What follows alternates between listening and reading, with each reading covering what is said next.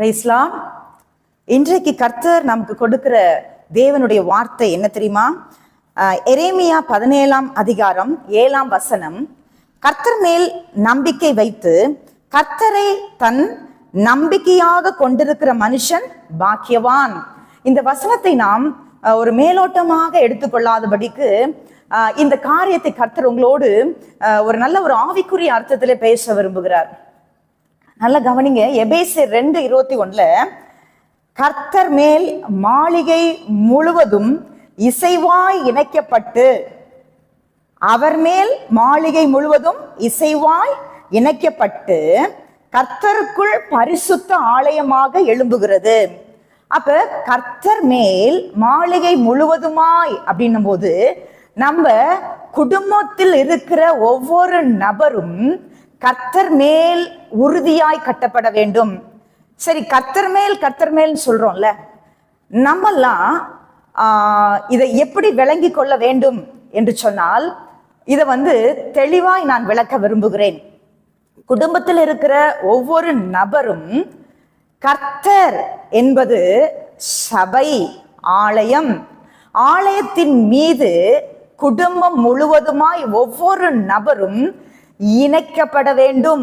ஒரு ஐக்கியம், ஒவ்வொரு நபருக்கும் சபைக்குள்ள ஒரு ஐக்கியம் இருக்கணும். குடும்பத்துல 4 பேர் இருந்தாலுங்க, 4 பேருக்கும் சபைக்குள்ள ஒவ்வொரு நபருக்கும் ஒரு இணைப்பு காணப்பட வேண்டும். அப்படி என்று சொன்னால், நான் ஒரு உதாரணமா சொல்றேன். நாங்கள் வளர்ந்த சபையிலே நாங்க 4 பேருமே ஒவ்வொரு ஊழியத்துல இருந்தோம். முக்கியமா என் பையன் சின்ன வயசுல இருக்கும் பொழுது, அவன் சின்ன பையன் இல்லையா, ஒரு 4th ஸ்டாண்டர்ட் படிக்கிற பையன், அவன் போய் என்ன ஊழியம் செய்வான். அதனால அவனுக்கு ஒரு ஆலயத்துக்குள்ள ஒரு இன்வால்வ்மெண்ட் வேணும்னு சொல்லிட்டு நாங்க ஒரு இன்ஸ்ட்ருமெண்ட், இசை கருவி வாங்கி கொடுத்தோம், ரிதம் பேட். அந்த 4th படிக்கும் போதே அப்ப அவனுக்கு என்ன இன்ட்ரெஸ்ட் உண்டாயிடுச்சுன்னா, அவனை ஈஸியா எங்களுக்கு ஆலயத்துக்குள்ள உட்கார்றதுக்கு, அவனை வெளியே ஓடாம உட்கார வைப்பதற்கு எங்களுக்கு இது ஒரு வாய்ப்பாய் அமைந்தது. அவன் என்ன பண்ணுவான், உட்கார்ந்து நான் எப்படி ரிதம் பேட் பிளே பண்ணணும்னு சொல்லிட்டு அந்த இசை வாசிக்கிறவர்களை பார்த்து அந்த ஆராதனையில அதை கவனம் செலுத்துவான். அந்த பாடலுக்கு அவங்க எப்படி இசை வாசிக்கிறார்கள் என்று சொல்லி. அதே போல அந்த சின்ன பிராயத்திலேயே ஆலயத்துல இருந்த சபையில் இருந்த மியூசிக் கிளாஸ்க்கு நாங்க அவனை அந்த அட்டாச்மெண்ட் பண்ணோம், இன்வால்வ் பண்ணோம். சரி, நாங்க 3 பேருமே நிறைய ஊழியத்துல, ஒரு ஊழியம் இல்லைங்க, பல ஊழியத்துல நாங்க இணைக்கப்பட்டு இருந்தோம். இப்படிப்பட்ட ஒரு குடும்பமாக நாம் கர்த்தர் மேல் இணைக்கப்படும் பொழுது, அதாவது இன்னும் லெகுவாய் புரிந்து கொள்ளும்படியாய் நான் சொல்ல விரும்புகிறேன். ஒரு வீடும் ஒரு அஸ்திபாரமும், கீழே ஃபவுண்டேஷன் இருக்குல்ல, இப்ப பில்லர் போட்டு கட்டுறாங்க, நிறைய பில்லர் போட்டு அதை ஒரு லிங்க் பண்ணி, நிறைய பீம் போட்டு ஒரு பெல்ட் போட்டு அதை லிங்க் பண்ணி பேஸ் நல்லா ஸ்ட்ராங்கா போட்டு அதுக்கு மேல வீடு கட்டுறாங்க. என்னைக்காவது வீட்டை தனியாவும் அந்த கீழே இருக்கிற பேஸ் அஸ்திவாரத்தை தனியாவும் பிரிக்க முடியுமா? முடியாது. அது போலதான் நம் குடும்பத்தையும், நம் குடும்பத்தில் இருக்கிற ஒவ்வொரு நபரையும் சபையை விட்டு பிரிக்க முடியாத அளவிற்கு அப்படியா இணைக்கும் பொழுது அந்த கர்த்தருக்கு மேல ஒரு உறவு நமக்கு காணப்படும்.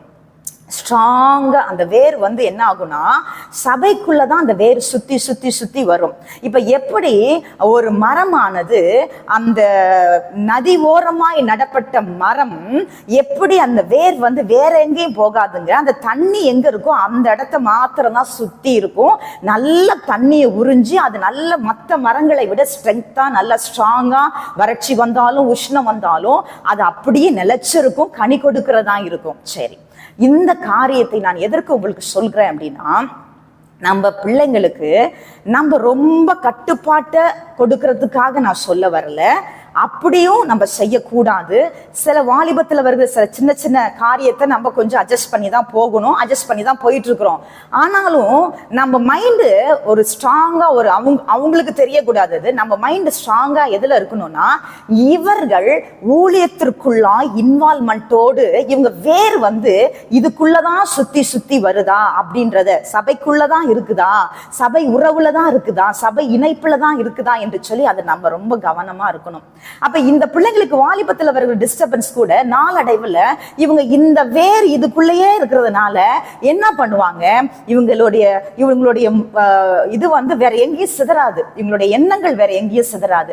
அப்ப இதுல கர்த்தர் என்ன சொல்றாருன்னா, கர்த்தர் மேல் நம்பிக்கை வைத்து கர்த்தரை தன் நம்பிக்கையாக கொண்டிருக்கிற மனுஷன் ஆசீர்வதிக்கப்பட்ட ஒரு குடும்பம் என்று சொல்கிறார். அவன் தண்ணீர் அண்டையிலே நடப்பட்டதும் கால்வாய் ஓரமாய் தன் வேர்களை விடுகிறதும் உஷ்ணம் வருகிறதை காணாமல் இலை பச்சையா இருக்கிறதும் மழை தாழ்ச்சியான வருஷத்திலும் வருத்தமின்றி தப்பாமல் கனி கடுக்கிறதுமான மரத்தை போல் இருப்பான்.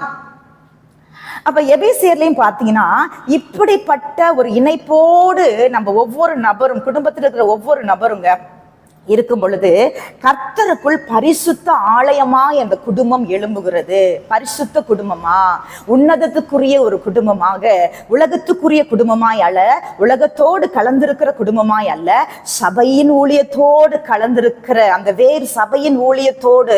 அதுதாங்க கர்த்தர் மேல் நம்பிக்கை. கர்த்தரையே பற்றி இருப்பது, சபையவே ஊழியத்தவே பற்றி இருப்பது, இதுதாங்க நித்தியத்திற்குரிய ஒரு உறவை ஏற்படுத்தும். இதுதான் பரிசுத்த ஒரு குடும்பத்தை ஏற்படுத்தும். நம்மளுடைய வாழ்க்கையில நம்ம எதுக்குங்க இவ்வளவு கஷ்டப்படுறோம்? அந்த ராஜ்யத்துல, பரலோக ராஜ்யத்துல போய் உட்காரதானே. அப்ப நம்ம குடும்பத்துல இருக்கிற ஒவ்வொரு நபரும் எவ்வளவு பெரிய பொசிஷனா இருக்கட்டுமே, நம்ம பிள்ளைங்க, நான் பார்த்த சபையில, நான் வளர்ந்த சபையில பெரிய பெரிய பொசிஷன்ல இருப்பாங்க. ஆனா தாழ்மையா அதற்குன்னு அவங்க டைமை ஒதுக்கி தன்னுடைய நேரத்தை தியாகம் பண்ணி எவ்வளவு டைட் ஷெட்யூலா இருந்தாலும் பாஸ்ட் கூட நின்று அந்த ஊழியத்தை செய்து முடித்துட்டு போவாங்கங்க. அப்ப நாங்க இந்த காரியத்தெல்லாம் பார்த்து நாங்க சிறு பிராயத்திலிருந்து வளர்ந்த தொட்டுதான் உங்களுக்கு இந்த ஆலோசனையை கொடுக்க முடிகிறது. அதனால எந்த காரியத்தையும் நம்ம மேலோட்டமா எடுத்துக்கொள்ள வேண்டாம். விசேஷமாக இன்னைக்கு தேவன் உங்களோடு கூட பேசுகிற காரியம், நம்முடைய குடும்பம் கடைசி பரியந்தம் அவர் வருகையிலே எடுத்துக்கொள்ளப்பட வேண்டும், குடும்பம் முழுவதுமா எடுத்துக்கொள்ளப்பட வேண்டும் என்று சொன்னால், நம்மளுடைய குடும்பத்தில் இருக்கிற ஒவ்வொரு நபருடைய வேரும் ஏதாவது ஒரு உறவிலே, சபையிலே பின்னி பிணைந்து இருக்க வேண்டும், ஒரு ஊழியத்துல இணைக்கப்பட்டிருக்க வேண்டும். ஹல்லேலூயா. God bless you.